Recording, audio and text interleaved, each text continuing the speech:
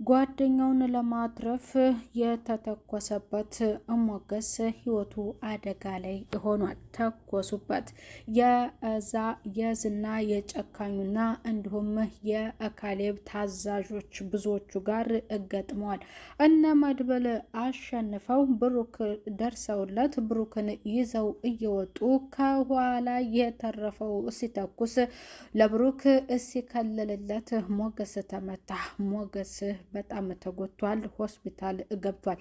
ወይኔ ያበበ ደበሳ ልጅ ተበላሁኝ እንግደለው ስልህ ደርሰው ይዘውት ወጡ ሲል ለካሌብ ነገረው። እነሱ አደገኛ ናቸው አይቻሉም ብዬ ነግሬህ ነበረ። እነሱ እኮ በጣም ኃይለኛ እና የሚቻሉ አይደሉም እያለ በጣም እየፎከረ ነው። ዝና ሌላም ሰው አግቶ ቤተሰቦችሽ ገንዘብ እንዲልኩ አለበለዚያ ደግሞ አንቺን እዚህ አረክስሻለሁኝ እያለ እያሰቃያት ነው። እባክህ እያለች ብትለምነውም ደግሞ እሱ ከተንኮልነቱና እንዲሁም ከገንዘብ ወዳድነቱ ሌላ ፍንክች በዛ ሀሳብ አልተስማማም። ለሞገስ ደም ተመሳሳይ ተፈለገ። የኤፍራታ ሆነ። ኤፍራታ ደግሞ ስትጠየቅ ደሟ ከሞገስ ጋር የሚመሳሰል ነው፣ ግን ማህሌት አጠገቧ ስላለች በሀሳቧ እንድትስማማ አላደረገቻትም። እባክሽ ካጠገብሽ ማህሌት አለች አይደል? የማህሌትን ድምፅ እየሰማሁ ነው። ምን ችግር አለው? እኔ ደሜ ተመሳሳይ ቢሆን እኔ ሰጠው አልነበረም ወይ? የሞገስን ነፍስ እባክሽ አትርፊልኝ ብሎ ሲነግራትም ቆይ እስኪ ላስብና እደውልልሃለሁ አለች። ከማህሌት ጋር ተነጋገሩ። 50 ሺህ ብር ከከፈለ እሺ፣ ያለበለዚያ አሳልፌ ለዝና ነው የምሰጥሽ አለቻት። በዚያም ሀሳብ ደግሞ ተመሳሳይ አይደለም ስትል ሀሳቧን ቀይራለች። ልጅ ምሳሌ አባቷ ወደ ቤት ሲመለስላት በጣም ደንግጣ እየተንቀጠቀጠች በጣም እሱን ስታየው በጣም እንደተጎዳባት እንዲሁም ደግሞ በጥሩ ሁኔታ ይመጣልኛል፣ ምንስ ገዝቶልኝና ይዞልኝ ይመጣል እያለች ለቅድስት እየነገረቻት ነው። ሞገስ ተመቷል። መድብል ጀግና ነው፣ ወንድ ነው፣ ለወንድሙ ደረሰለት። ግን ሞገስ ሌላ ሰው ደም ከሰጠው በቃ ሞገስ ሌላ ሰው ነው የሚሆነው አለች እዳጣ። ቅድስት እስኪ ነይ ቀፊ፣ በእውነት በጣም ጀግና ናቸው እያለችም እኔ እሱ ወደ ቤት ከመጣ በሰላም ለቤቱ ካበቃው ስለቴና ደርሳለሁ አለች እዳጥዬ። በሌላ በኩል ደግሞ የሞገስን ንብረት አስመልሳለሁ ያለው ሰውዬ ያችን ሚስቱን ወይንም ሉላን እንገናኝ ይላታል። በዚህ ሀሳብ ደግሞ እሷ አልተስማማችም። ምን ችግር አለው? በሀሳቤ ተስማሚና ንብረታችሁን ትረከባላችሁ፣ ያለበለዚያ ያንን ድሃ ባልሽን ይዘሽ ከሱ ጋር ነው የምትዘልቂው። ድህነት ትፈልጊያለሽ ወይስ እንዴት ነው ብሎ ደግሞ እሱ ሴትነቷን ፈልጓል። እሷ ደግሞ በዚያ በጭራሽ እንደማታደርገው አስጠንቅቃ ነገረችው። የአበበ ደበሳ ላይ ተዋረድኩኝ፣ ከመጀመሪያውም ልጁን እንጨርሰው እንግደለው ስልህ ገንዘብ ገንዘብ ስንል መተው ወሰዱት። እነሱ እኮ የሚቻሉ አይደሉም ብሎ ለካሌብ ነገረው። ዝና በጣም ፈርቷል። ከካሌብ ጋርም ገንዘብ ፈልገው ነበረ፣ ግን ምንም ነገር እንኳን ገንዘብ ሳይቀበሉና ሳያገኙ እነ መድብል ደርሰውላቸው ሞገስም ቢመታም እሱ ከዛ ከአገቱበት ይዘውት ወጥተዋል። ሰላም ጤና ይስጥልኝ ውድ የተከበራችሁ የቻናሌ ተከታዮች ቤተሰብ በሙሉ በያላችሁበት ሰላማችሁ ይብዛ። ምሳሌ ድራማ ክፍል 103 ተለቋል። ለቻናሉ አዲስ እየሆናችሁ ሰብስክራይብ እያደረጋችሁ ቪዲዮውን ላይክ እና ሼር በማድረግ እስከ መጨረሻው እንድትከታተሉ ትላለሁ። ለብሩክ ጓደኛው እና እንዲሁም መድብል ሞገስ የመድብል ጓደኛው እስር ቤት ብዙ ጊዜ ቆየው ከሱ ጋር እና ብዙ ጊዜ ተፈርዶባቸው ከዚያ ደግሞ ወጥተው ከባድ ነገር ገጥማቸው አሸንፈዋል። በጣም የሚሸለሙ ናቸው ብላለች ዳጥዬ። ዳጥዬ እንግዲህ የስለታለኝ ስለቴን አስገባለሁ እያለች ነው። ህልማየሁኝ ብላ ደግሞ ቅድስት ነግራታለች።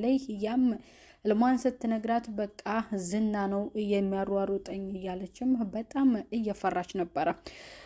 የመድብል ጓደኛ ምሳሌን የብሩክን ልጅ እንድትወጣ ክሷንም አግተዋት እንድትወጣ ያደረገው እሱ ነው።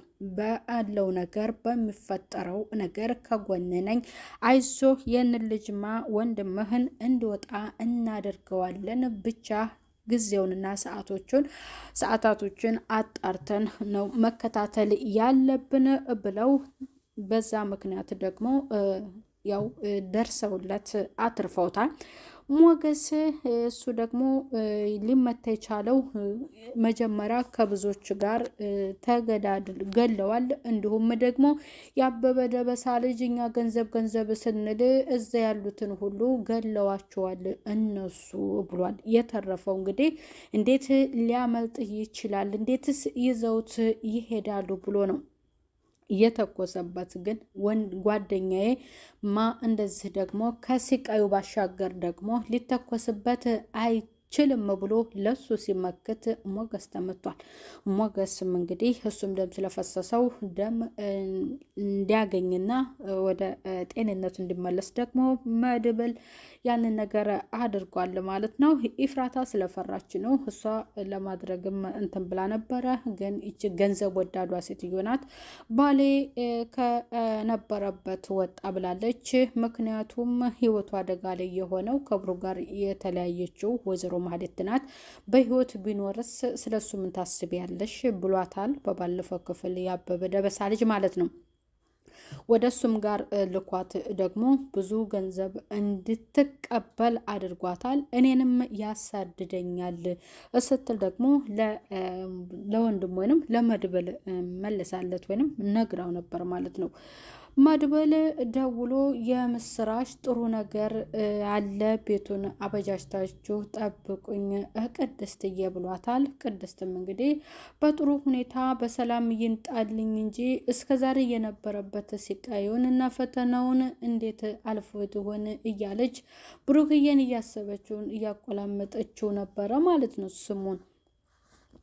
ዳጣዬ ደግሞ ቤቱ ምንድን ነው እንደዚህ የተዝረከረከው? በትንሽና እናሰናዳው እያለቻት ነበር። ከፍቶሻል? በሰላም ነው ወይ እያለች ነበረ። እንግዲህ ያ ደላለውም እሱም አያርፍም ቤቱ እንደዚህ ሆነው እሱን መሰል መተው እንደሆነ እያለች እየነገረቻትም ነበረ።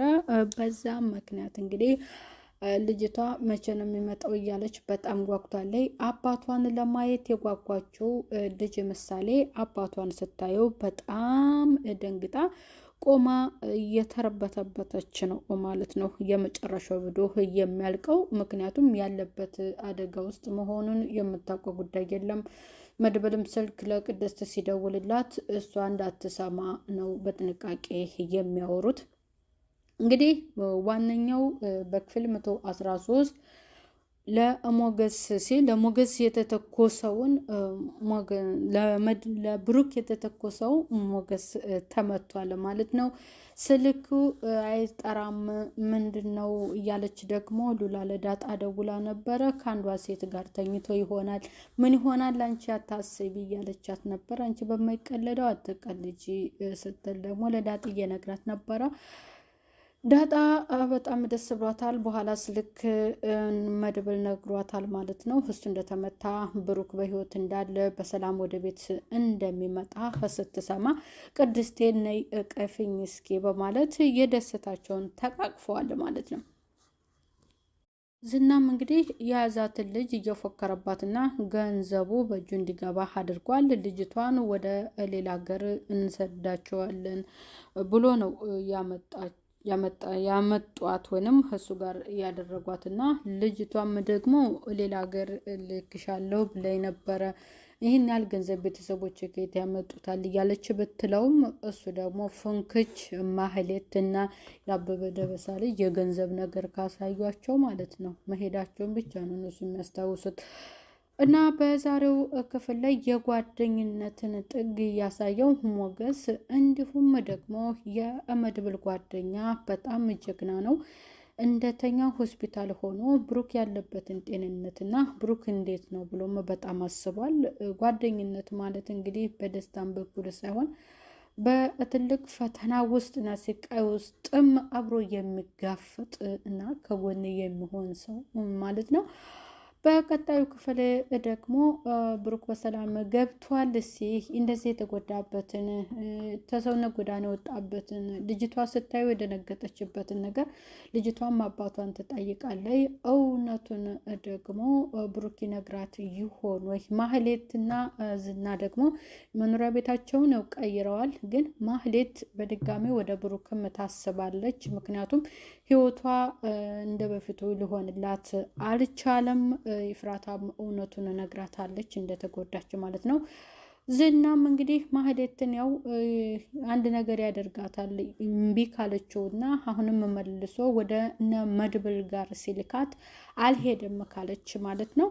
በሌላ በኩል የዝና ወይንም ከዝና ጎን ያሉት ደግሞ ብዙዎቹ ጠባቂዎቹ ቢሞቱም ማለት ነው እነ ካሌብ ተብዬው ገንዘብ ስላልወሰዱ ያበበ ደበሳ የወንዶች በላይ ነኝ እያለ ዝና ፉከራ ብቻ ነው። ገንዘብ ገንዘብ ሲሉ እነ መድብል ደርሰው ህይወቱን አትርፈውታል ማለት ነው። ዝና መቼም አያርፍም። በቀጣዩ ክፍል ደግሞ ምን እንደሚያስብ በቀጣዩ ክፍል የምናይ ይሆናል። ቤተሰብ ያላችሁበት ሰላም ቆዩ። ባይ ባይ።